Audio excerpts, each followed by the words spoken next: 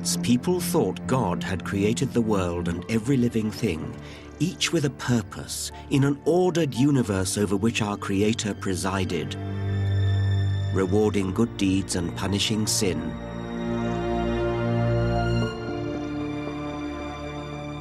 Charles Darwin's theory of evolution by natural selection blew a hole in this comfortable explanation of life and faced us with a blindingly obvious yet disturbing truth.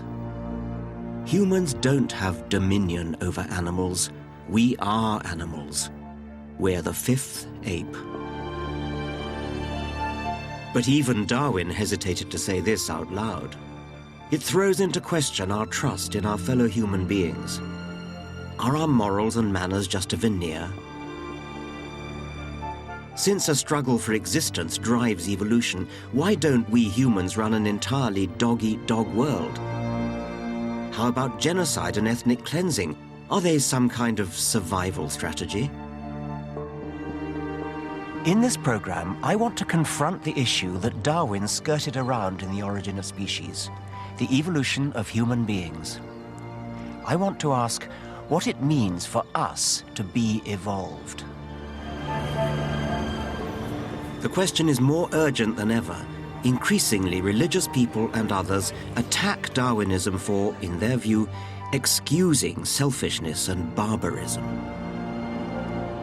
Throughout my career, I've wrestled with how to reconcile my liberal values with what Darwin revealed to be the pitiless war of nature.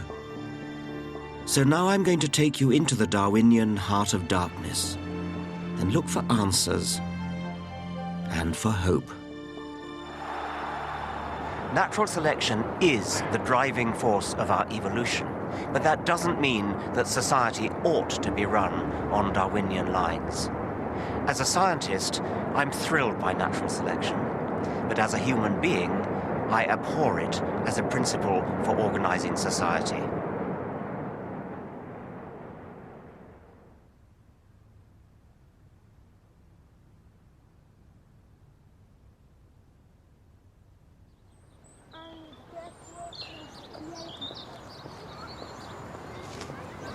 Evolution by natural selection is a very simple idea.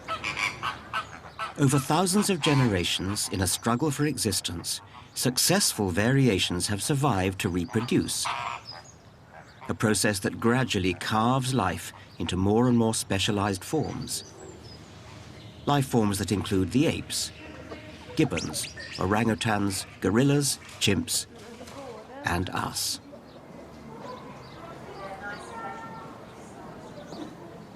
Here at London Zoo, back in the 1830s, the arrival of the first apes outraged polite society. Queen Victoria, for one, found them painfully and disagreeably human. But another visitor was spellbound. The young Charles Darwin saw the unmistakable truth staring back at him from the other side of the cage. The uncanny familiarity of ape hands and the humanity we seem to glimpse in their eyes was for Darwin further evidence to support the idea of evolution, that all life was related. The African apes, he realized, were our closest evolutionary cousins.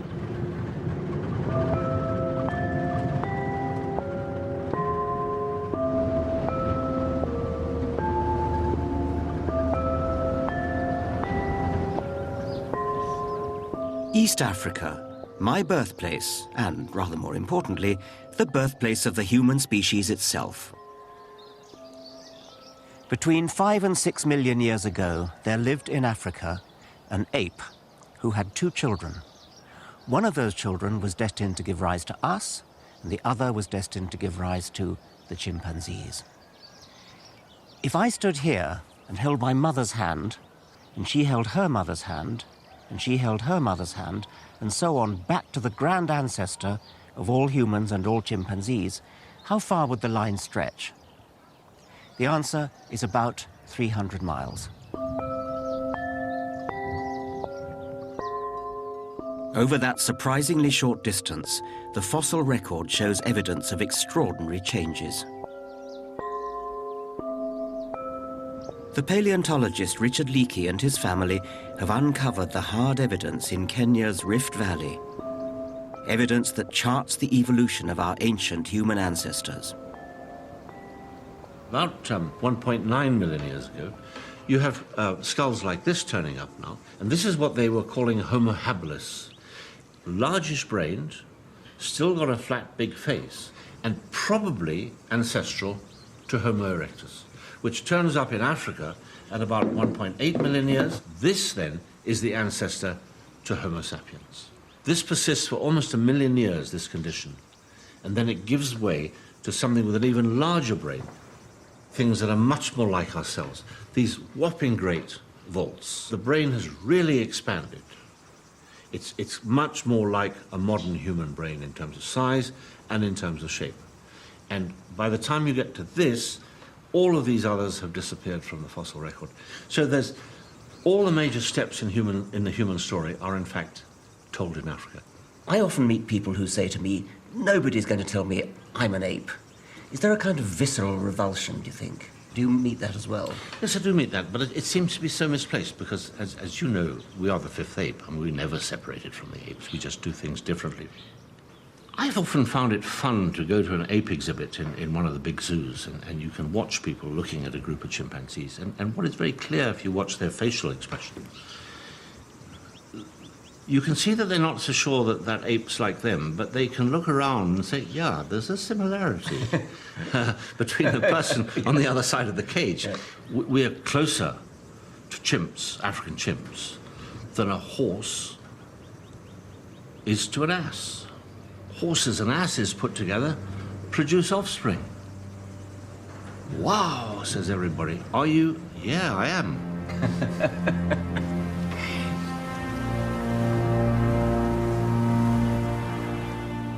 It's an unsettling thought. In evolutionary terms, we're so closely related to chimps that it's not ridiculous to ask whether we might still be able to breed with them. We're the human animal, upright, big-brained ape cousins who evolved to outthink the competition. As a biologist, I've wondered at the challenging implications of this, what it tells us about human society now. But over half the people on Earth are so horrified by what Darwinism reveals about our origins, they just refuse to believe it. I'm an ape. Yeah. Are you an ape? No, I'm not. I'm a human being.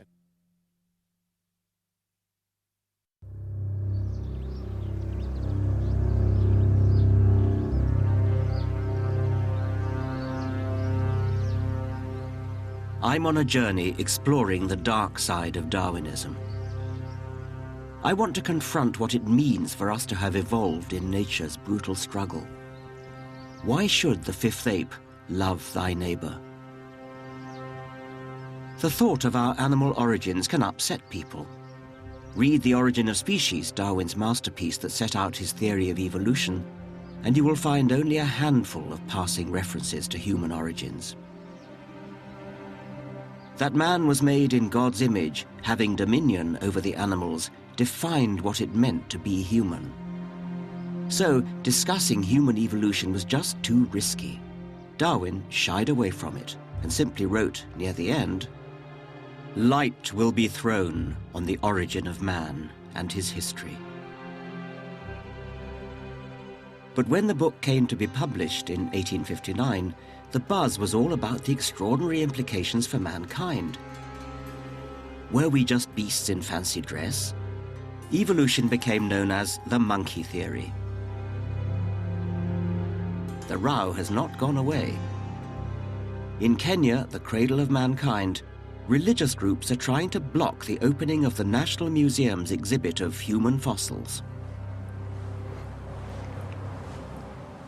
The fossil record of human ancestry has a particular fascination. To me, these are far more precious than the crown jewels. This is the Turkana boy. Homo erectus, 1.5 million years old. The most complete ancient human skeleton ever found. It's one of the most precious relics in any museum anywhere in the world. It would be an enormous pity if there were any pressure not to allow it to be seen.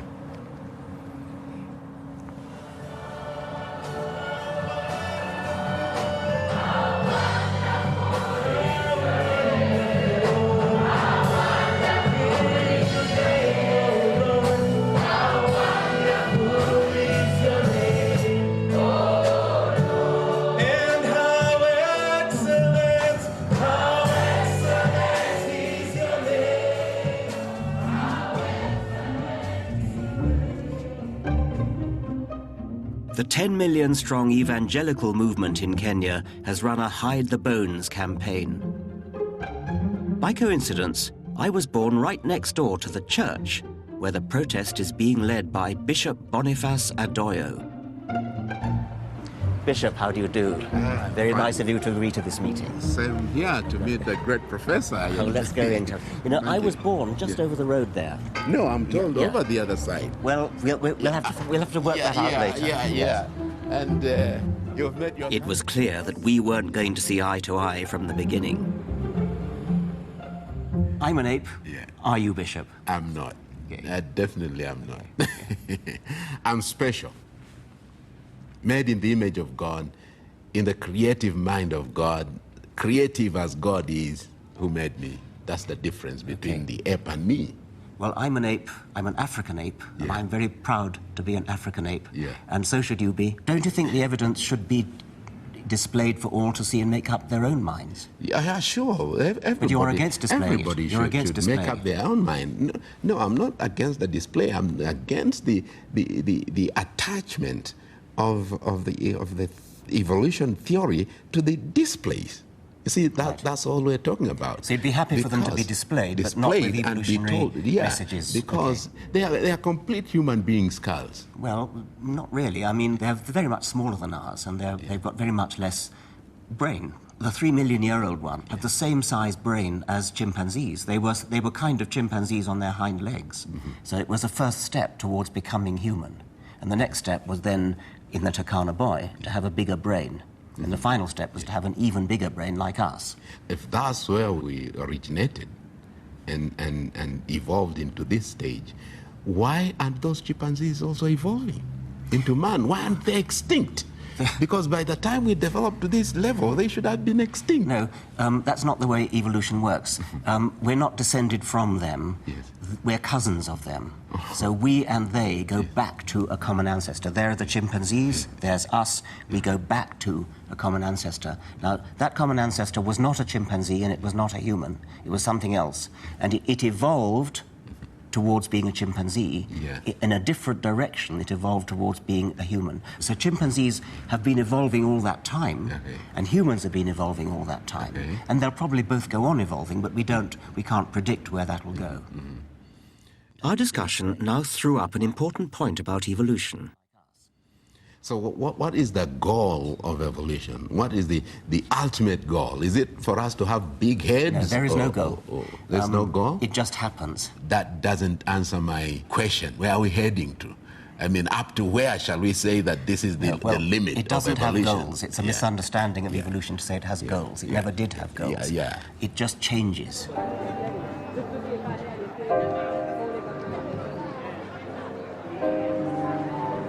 This is crucial. To understand evolution by natural selection, you have to grasp that it is not a grand scheme with goals.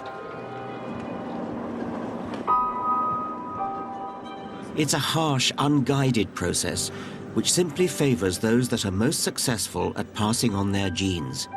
It has no morality or purpose. And we humans are just one of its products.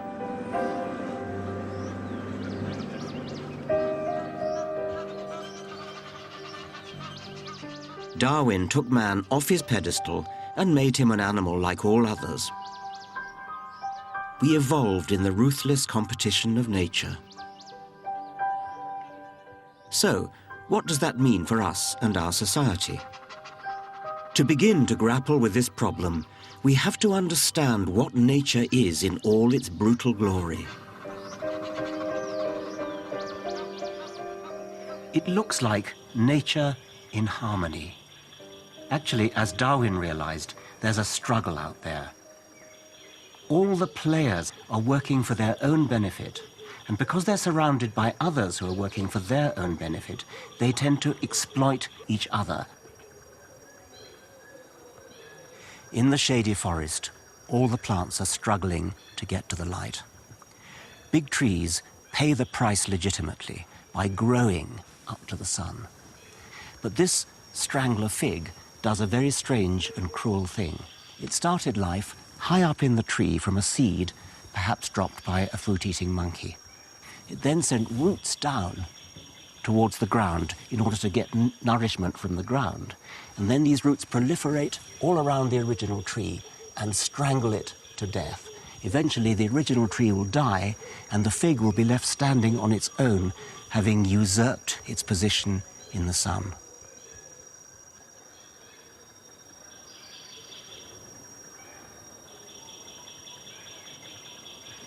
The bitter struggle for survival in nature has been the dynamic force that has driven the evolution of life. And with the consequences of Darwinism begins. Attacks on Darwin have claimed that his goalless, soulless theory has unleashed the worst of human nature. If nature is ruthless competition, and nature is where we evolved, then is this the model for human society? Every man for himself? Well, let's look at this. There is one area of human affairs in which the dog-eat-dog mentality is natural. In business.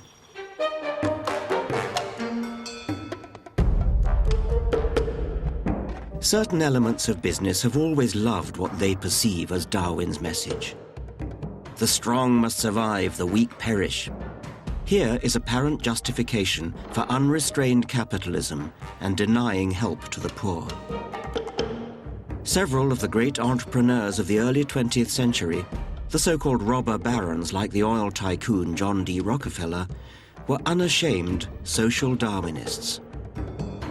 They believed human progress would be delivered by modeling business and society on nature, on the unceasing struggle of the jungle.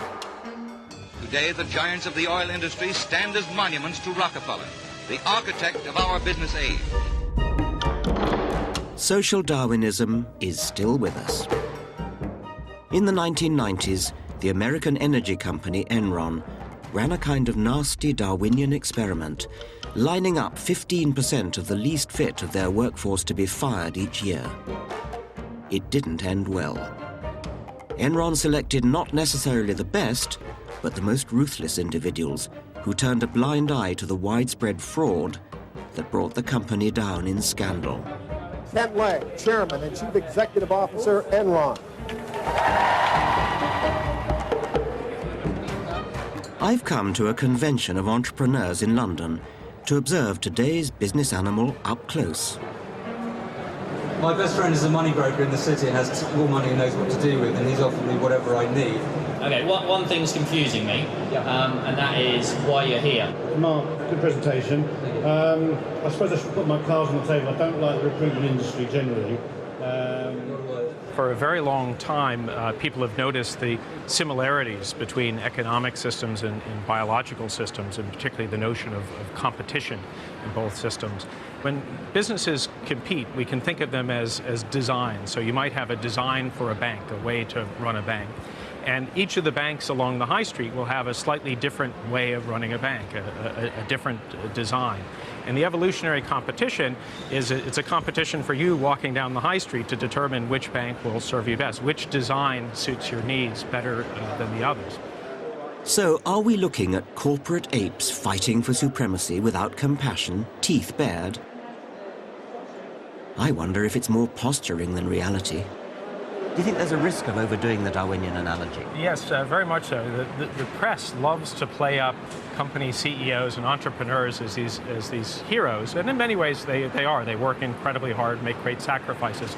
But the myth is that they were these great visionaries, these people who could predict the future and drive an organization toward that future. The reality is economic systems, just like biological systems, are hugely complex. And being able to predict what's going to happen in the long term is extraordinarily difficult or even impossible. And what some companies do is, rather than try to outguess where the market is going, they'll create some notion of variety within their company and then let the market choose, let customers decide which products and services they like best. So these legendary moguls who emerge, I mean, is it sort of luck that they're the ones who they just happen to get it right, and with hindsight you can say that they got it right, but that's all, it's just hindsight? Well, not to take away from the talent that these individuals may have, but if you imagine a room full of people flipping coins, if the room's big enough, one of them is going to get 10 heads in a row. And then if you ask that person, what did you do? They'll say, well, I'm an expert coin flipper. I got my wrist just right. And we see the same thing in business. So, Darwinism in business seems to be little more than a metaphor, an analogy. It certainly doesn't provide a straightforward natural law for economic progress, as social Darwinists used to argue. But can Darwinism be applied to other areas of human affairs? What about taking back the reins of our own evolution? Don't copy nature, but control it. Speed up the elimination process. Once they have been born, defectives are happier and more useful in these institutions than when at large. But it would have been better by far if they had never been born. It's been tried before. The eugenics movement of the early 20th century aimed to stop the weak procreating through compulsory sterilization of the unfit. Eugenics seeks to apply the known laws of heredity so as to prevent the degeneration of the race and improve its inborn qualities. Here was a slippery slope down to a nightmare. At its worst, eugenics became a dark tribal vision, ultimately used to justify ethnic genocide in Nazi Germany, with horrific echoes in Bosnia and Rwanda. I feel strongly that the barbarism that was the culmination of eugenics in the 20th century was atrocious. But it's important to say eugenics is not Darwinism. Eugenics is not a version of natural selection. Hitler, despite popular legend, was not a Darwinist. Every farmer, horticulturalist or pigeon fancier knew how to breed for desired outcomes. Eugenicists like Hitler borrowed from breeders. What Darwin uniquely realized was that nature can play the role of breeder. Darwin has been wrongly tainted. I've always hated how Darwin is wheeled out to justify cutthroat business competition, racism and right-wing politics. And throughout my career, I've grappled with the apparent paradox of the way cooperation, being nice to each other, even morality, could evolve from the mindless brutality of nature.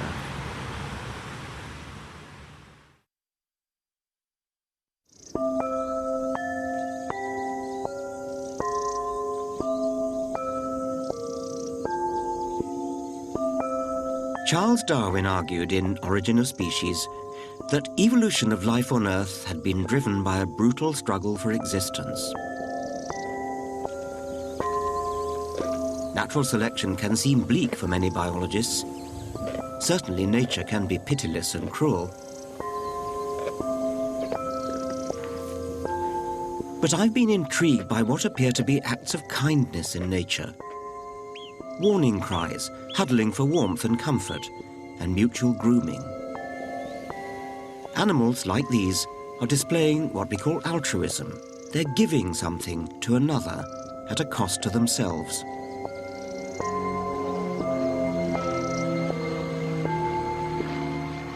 The question I've grappled with as a biologist is why?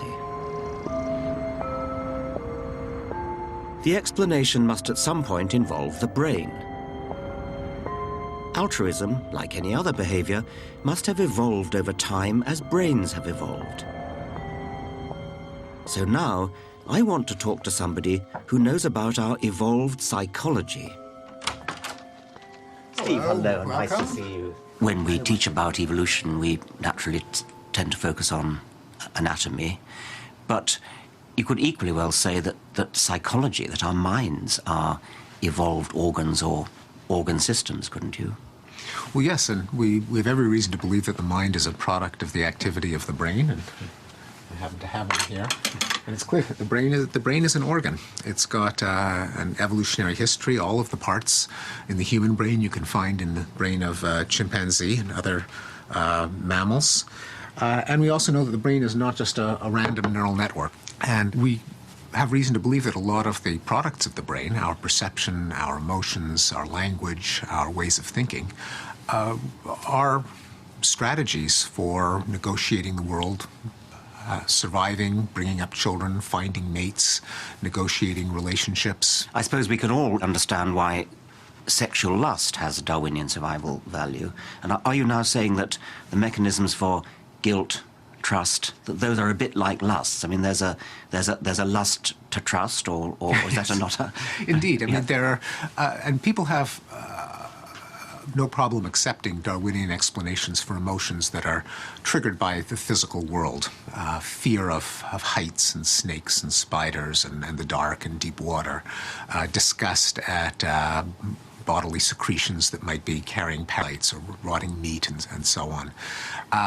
But often feel a little more surprised and even resistant to the idea that some of our moral emotions might have an evolutionary basis, like trust, like sympathy, like gratitude. But I think that as clear as it is that fear has an evolutionary basis, I think our moral emotions can be analyzed in the same way.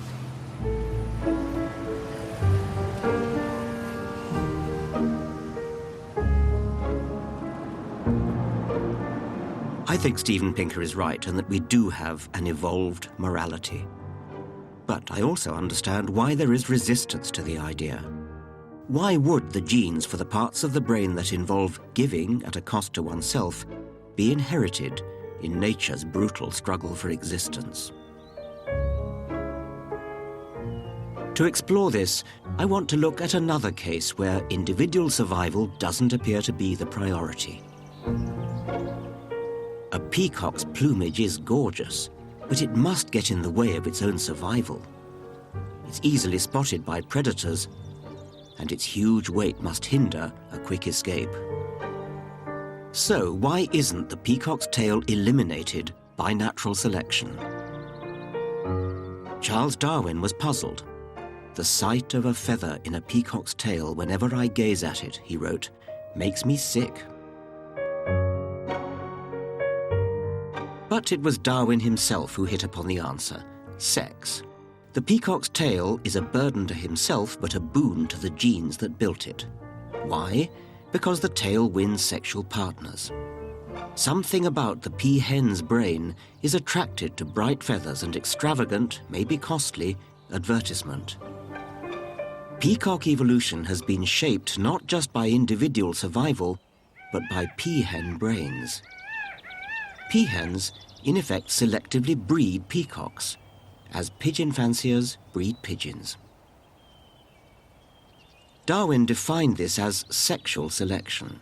Evolution, he now realized, wasn't just about which animals survived, but which could prevail in winning the favors of the opposite sex. Cowboy, keeping it real for you. I'm the naked cowboy. You gotta do what you gotta do. There are two ways for an individual to pass its genes on to the next generation. You've got to survive, and you may have to be attractive to the opposite sex. A peacock is a walking advertising hoarding. A peacock's tail, with its eye spots, is like a walking neon sign.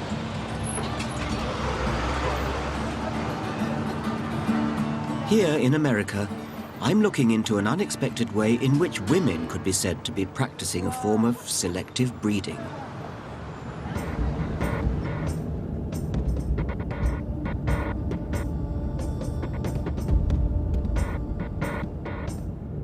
I'm going to meet some single women who, in the cold light of day, are choosing the attributes they want to mate with and hope to pass on to their children.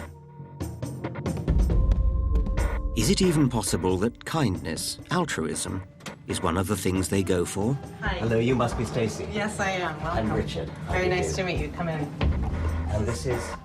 These women want to become mothers through a sperm donor.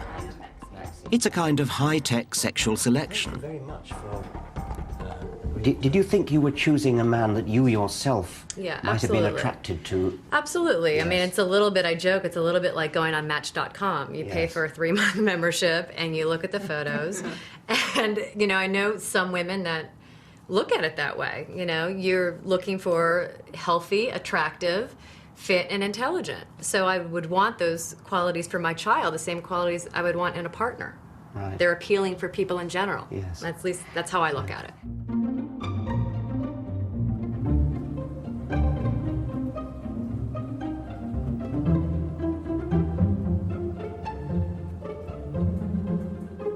For the women's potential partners, partners whom they never meet, the process begins here. Down here we have the donor rooms where, you know, they can do their thing. And, you know, I'm trying to... Suitable pictures on the wall. Oh, of course, you've got to have a little inspirational material to help it along, you know. But who are the women going to pick? It's the same type of room. Are there any women who say, well, just give me something at random? Very, very, very rarely. Okay. Tell me a woman that has walked into a shoe shop and said, just give me whatever you have. That doesn't happen, you know. No, that's right. Yeah. But I mean, I'm interested anything you buy, because you spend time on your that's decision. right, of course. But Yeah. I mean, we kind of in our society pay lip service to the idea that there's something taboo about eugenic choice, and so you might think that the women might, as it were, go along with that and say, well, I don't approve of eugenics, so it's America. It's a society of consultation and consumerism. People are used to, you go online, you buy products, you ask questions about the products. And, donors have to provide full and intimate details of all aspects of their life. Shoe size and allergies and skin tone, if you tan easily. There's one that caught my eye. 6'1", hazel eyes, curly brown hair. Favorite pet dog? Favorite pet. If he's a smoker. Likes James Bond. He likes the Aston Martin. He likes jazz music. But I want to return to the enigma of altruism. Is it possible that among the qualities women want in a sperm donor is niceness, kindness? I'm interested in this donor because he explained that someone in his family had difficulty getting pregnant, and so it was important to him to be able to help others who were in need of assistance in that area. So I liked that. What's fascinating is that the women don't just want the obvious alpha male qualities. You know, there's so many things that goes into it than just looks or intelligence. One of the donors that have been really popular is actually the nicest guy. And I don't know how you put that in a formal, but he's the nicest guy. Yes. He's not the smartest guy. Yeah. He's not the best looking guy. So how do they know? How do they know he's the nicest guy? From his... He's actually written a really good extended profile about himself. So I've actually met the guy. That I can tell you the profile actually checks out. He is a really nice guy.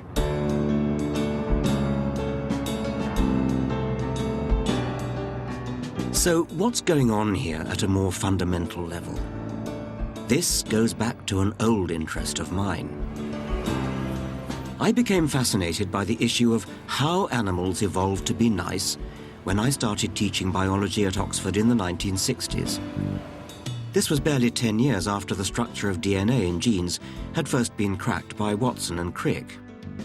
And I was intrigued how the new science of genetics could help provide an answer to the puzzle of altruism. Genes are coded instructions that build every living thing, body and mind.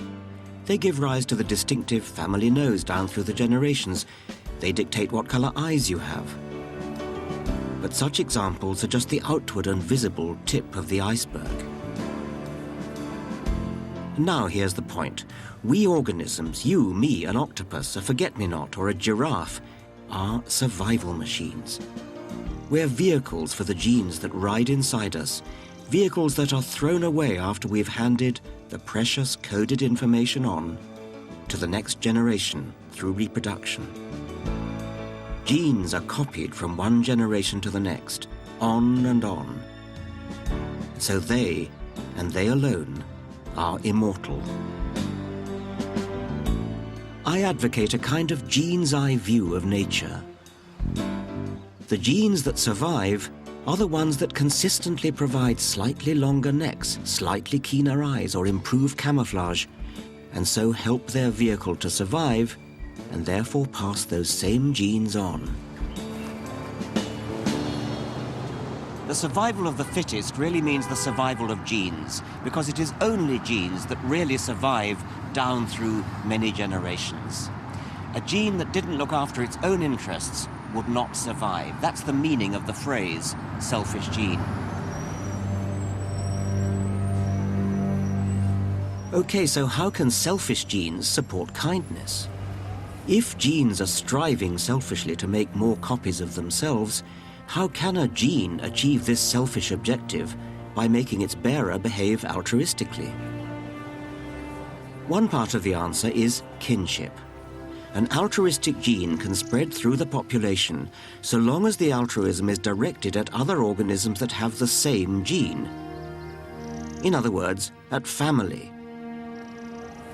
So, selfish genes build parent animals who protect their young. In human terms, parents who'd rush into a burning building to save their children.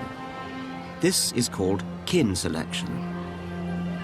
The other part of the answer is reciprocal altruism. You scratch my back and I'll scratch yours. When animals live in groups where they encounter each other repeatedly, genes for returning favors can survive. Individuals sacrifice themselves for each other. They give food to each other, to close kin, and to other individuals who might be in a position to pay back favors on another occasion. Selfish genes give rise to altruistic individuals.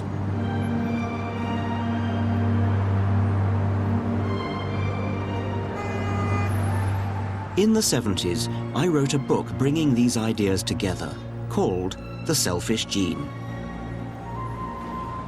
The idea that altruism ultimately boils down to a survival game for genes raised hackles, but it's now widely accepted among biologists.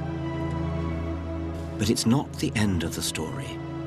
I realized there really does seem to be something odd about humans. Aren't humans rather nicer than even the theory of the selfish gene would expect? We donate to charity, give blood, weep in sympathy at the plight of complete strangers. Now, I want to explore why.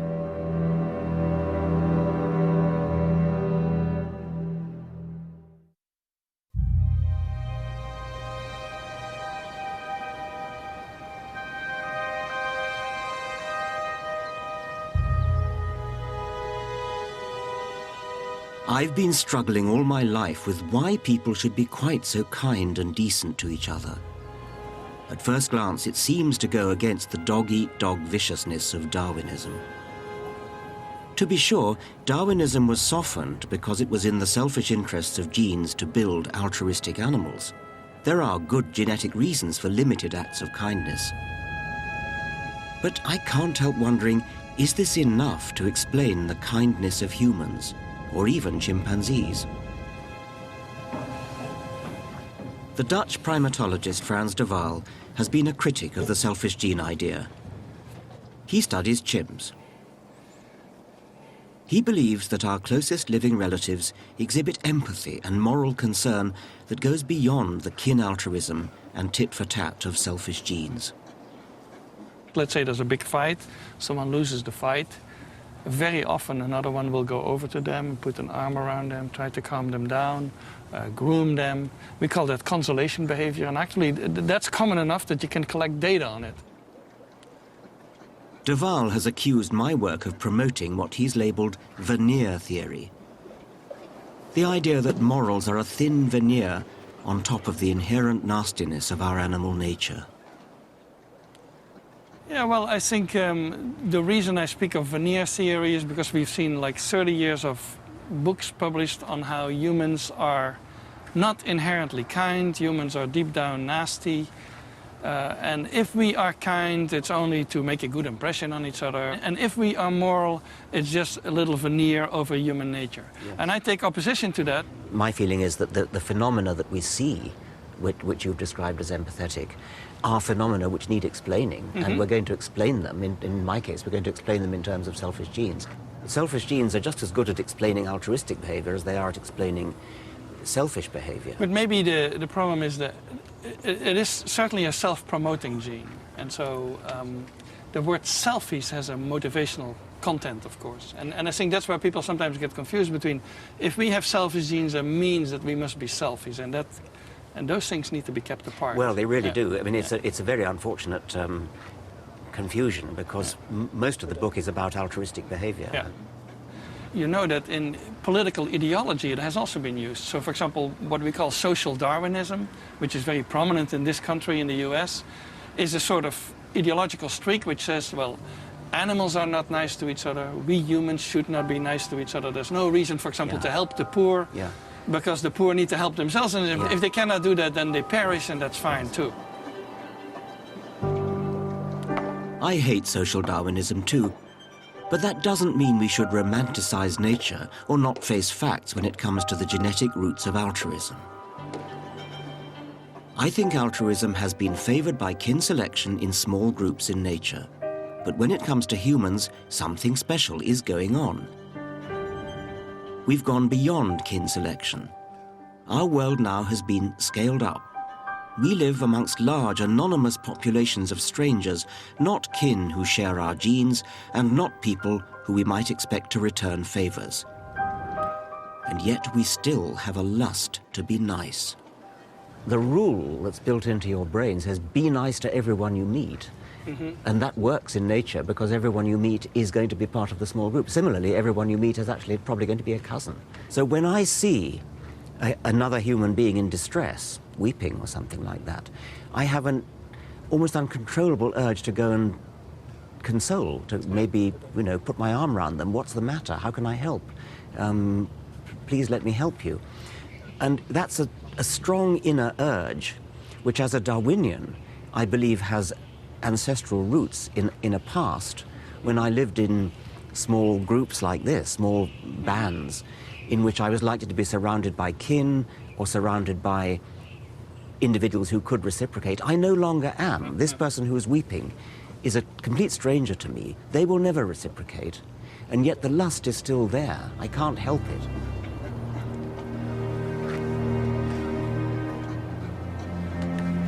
Oh, she lost it. She got it last time. I got another one. Keep her. Oh, brilliant.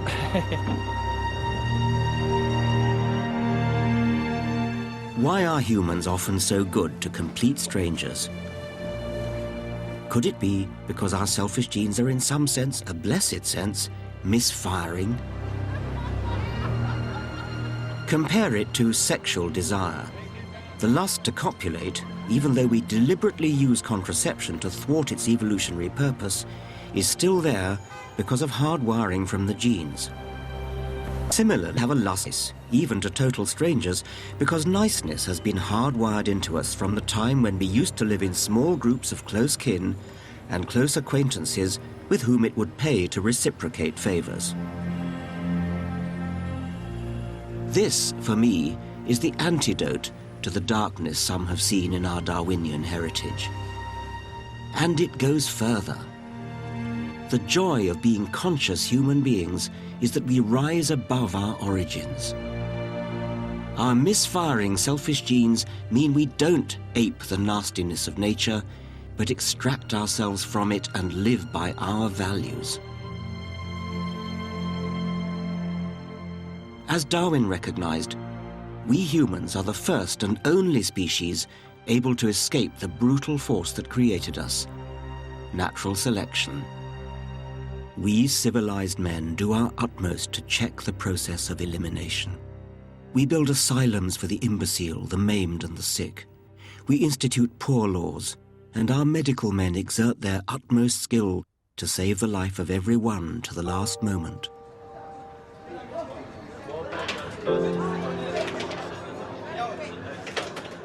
This is the 999 Club in London's East End.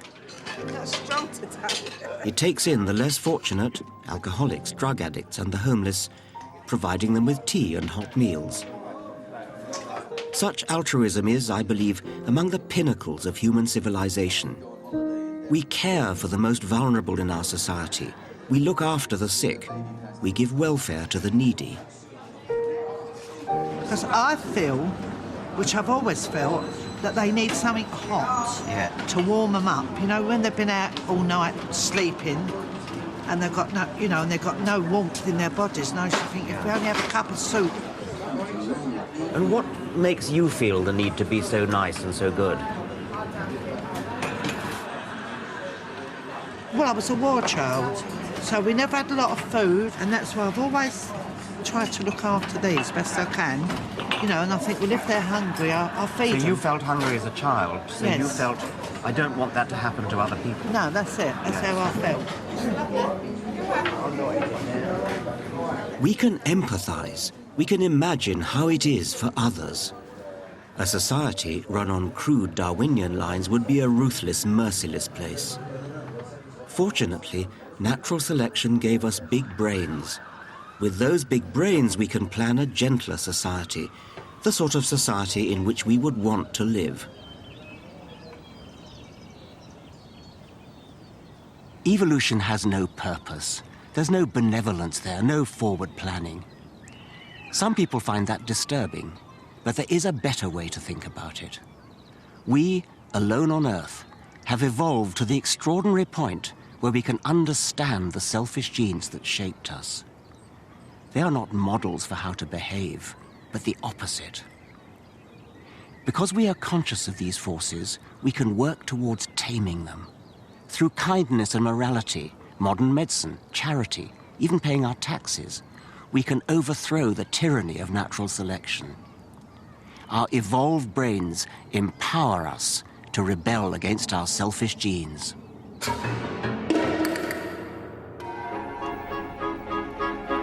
Next time, Into the Lion's Den. Today's religious backlash against Darwin. The ever more elaborate strategies to deny the evidence of evolution, and how Darwin himself struggled with the implications of his own theory.